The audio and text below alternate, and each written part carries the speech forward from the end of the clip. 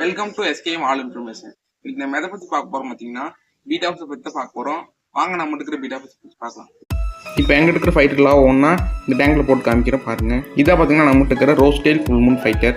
இதுதான் நம்மகிட்ட இருக்கிறதுலே பெரிய ஃபைட்டர். இப்போ வாங்க நம்ம அடுத்த ஃபைட்டர் பார்த்துடலாம்.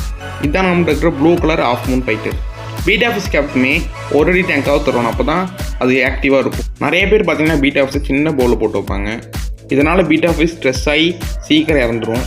பீட்டா ஃபிஷ்க்கு எப்பவுமே வாரத்துக்கு டைம் தண்ணி மாற்றினா போதும். பீட்டா ஃபிஷ் ஆக்சிஜன் மோட்டர் தேவையில்லை, அது சர்ஃபேஸ்லேருந்து ஆக்சிஜன் எடுத்துக்கும். இப்போ வாங்க நம்ம அடுத்த மீனை பார்க்கலாம். இதுதான் gold colour full moon betta fish. Betta ஃபிஷ்ஷை நல்லா மெயின்டைன் பண்ணால் அது 8 வருஷம் கூட உயிரோடு இருக்கும். இது ரொம்ப அக்ரெசிவான ஃபிஷ், அதனால் இது தனியாக தான் வளர்க்க முடியும். இப்போ வாங்க நம்ம அடுத்த மீன் பார்த்துக்கலாம். இதுதான் பார்த்தீங்கன்னா milky white full moon betta fish. இது பார்த்தீங்கன்னா ஒரு டெரிட்டோரியல் ஃபிஷ். இதோட எல்லையை பாதுகாக்கிறதுக்காக பப்ளிஸ் கட்டும். இது பார்த்தீங்கன்னா Indonesia native fish. Beta fish breeding video வேணும்னா கமெண்ட்டில் சொல்லுங்கள். இந்த வீடியோ பிடிச்சிருந்தா லைக் பண்ணுங்கள், ஷேர் பண்ணுங்கள், மறக்காமல் சப்ஸ்கிரைப் பண்ணிடுங்க.